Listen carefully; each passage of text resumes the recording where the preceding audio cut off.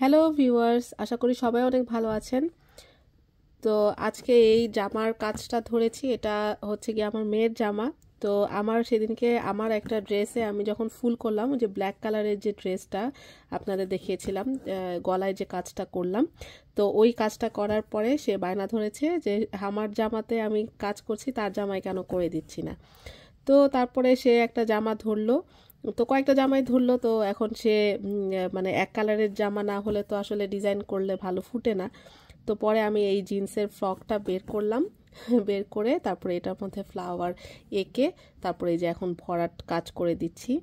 তো এটার কালার কম্বিনেশনটা কেমন হচ্ছে আর কেমন হচ্ছে কাজটা, এটা ভরাট সেলাই করে দিচ্ছি।